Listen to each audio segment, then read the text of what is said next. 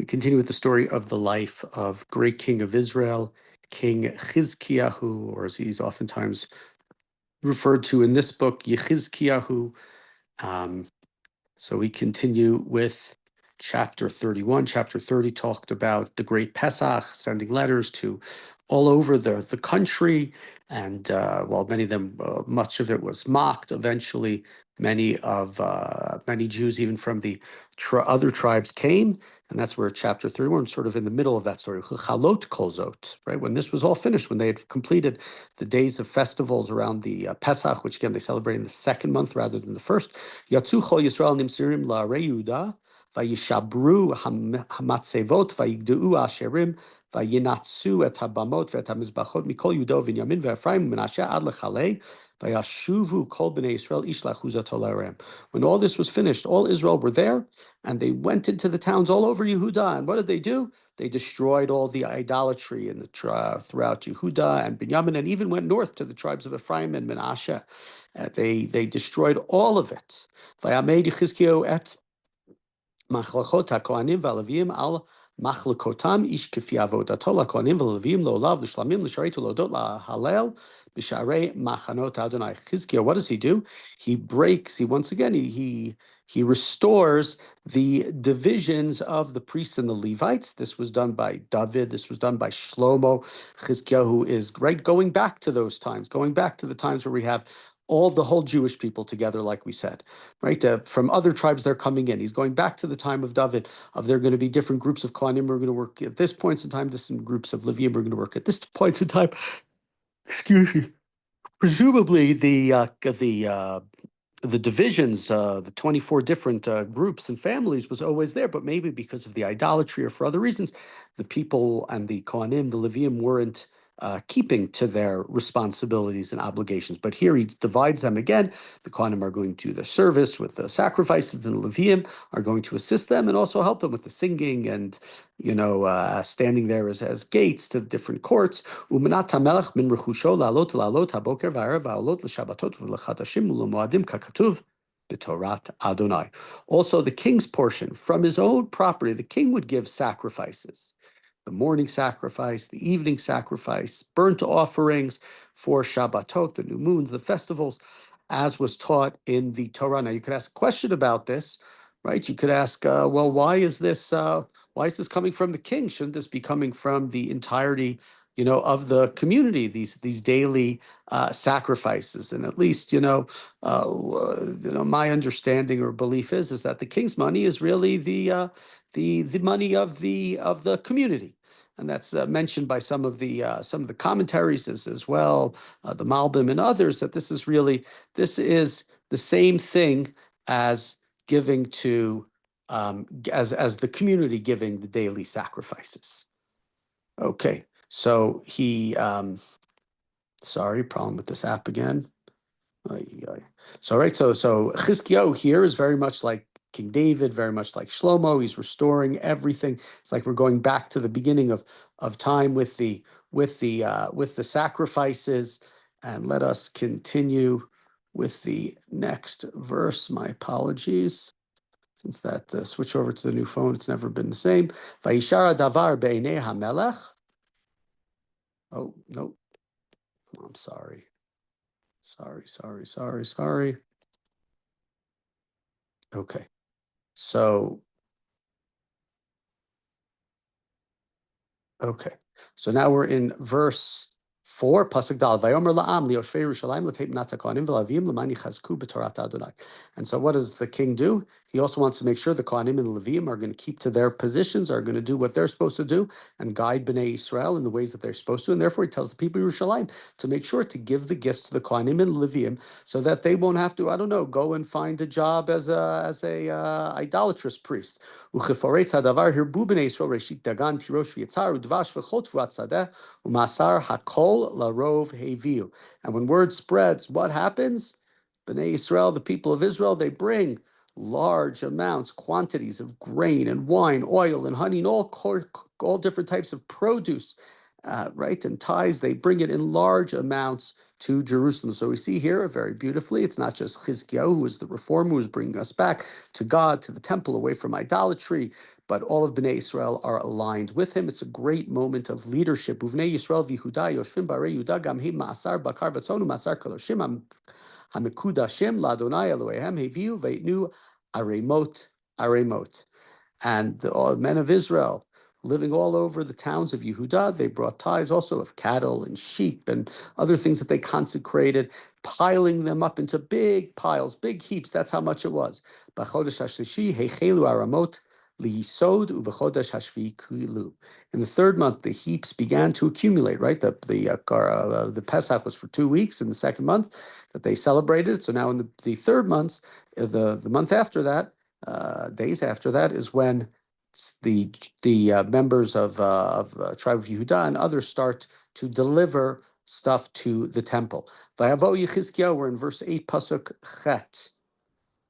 Vayiru et haremot vayivrachu et Adonai ve'et amo Yisrael. Chizkiyahu and the officers came and saw these gigantic piles. They blessed God and they blessed the Bnei Yisrael. Vayidrosh Chizkiyahu al kohanim v'levim al haremot. And Chizkiyahu asked the priests, inquired of them and the Levites about what should we do with these piles. Vayomer elav Azariah kohen arosh leveit tzadok. Vayomer mehachel hatruma lavi beit Adonai achol v'savoa v'hoter ad larov ki Adonai beirach et amo v'hanotar et hamon hazeh. So Azariah, from the family of Tzadok, the Kohen Gadol, he says to him, the gifts, right? People are bringing these gifts to the Beit HaMikdash, and people have been eating well, and people have been blessed, meaning Bnei Israel brought these gifts. They thought they would have less. Before they had 10 sheep, now they have 9 sheep. No.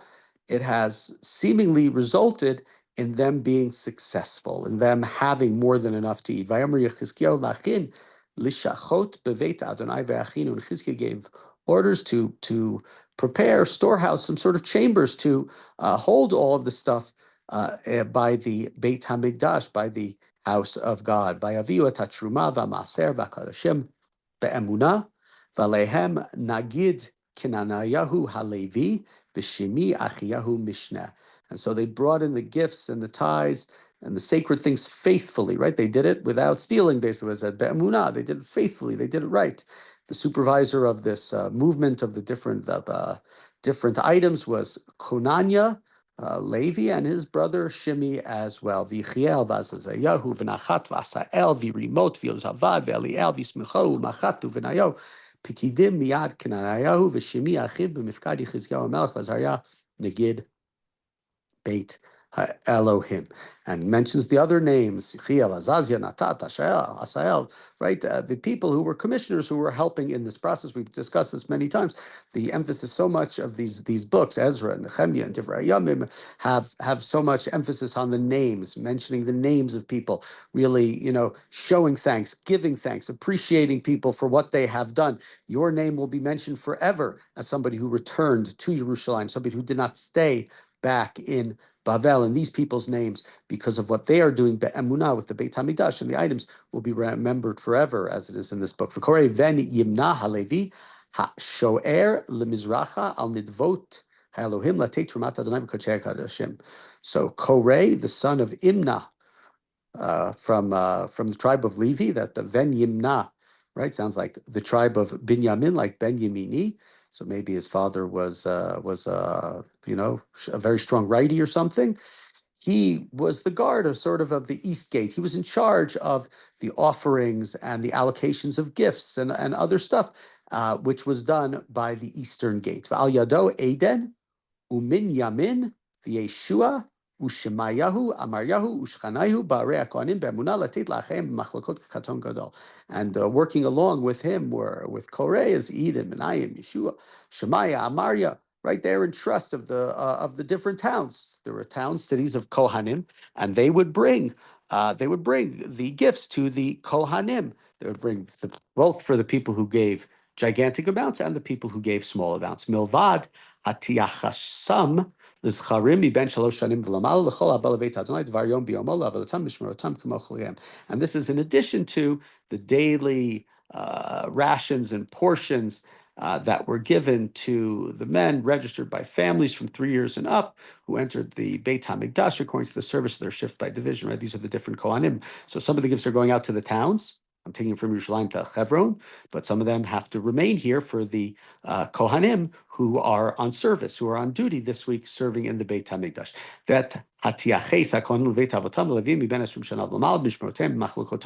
And in charge of the registry of priests by clans and of the Levites from 20 years old and up by shifts of their division, just exactly what we just said.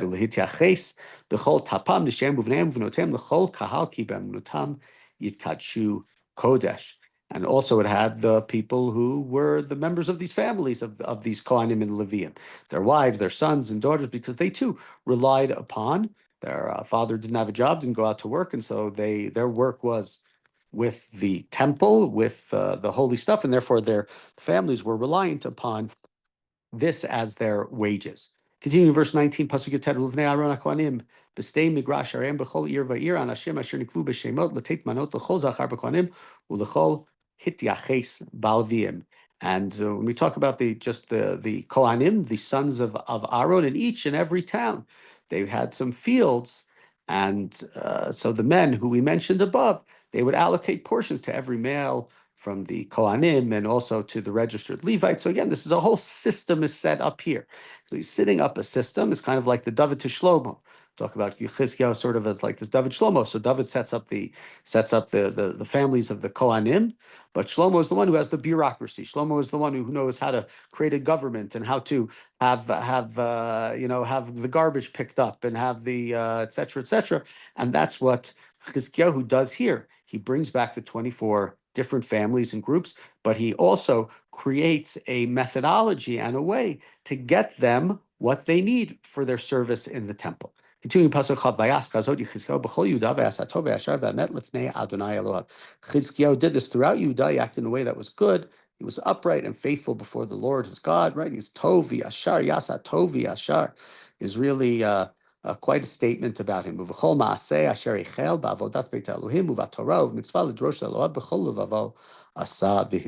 we just summarize that everything that he did in the service of God, right? He was teaching, he was commanding, and he also was Doresh Elohav. We talked about this word Doresh very many times. He searched out God. He went to God with all of his heart. He did it with his full heart, and he prospered. He was very successful in doing so. And so we have this chapter. And like I said, in many ways, this chapter sort of Chizkiyahu as David and Shlomo together, bringing back the Kohanim, organizing the temple, and also organizing the structures that are going to allow for such a thing. And if we think about it, again, this is something, we're praising Chizkiyahu for doing this. We're talking about the Second Temple period, where the Jews were trying to keep the temple alive, trying to keep the flame alive, trying to ensure that continuity would happen and that the temple would remain alive. And we need to have people who stand up strong in leadership positions and create the systems and create the methods and make certain that the Kohanim will be compensated for their time, for their service. And so that's what we have here. I think that's part of the message as emphasizing that aspect of Chizkiyahu in this book, because it is something that is relevant for those in the Second Temple period.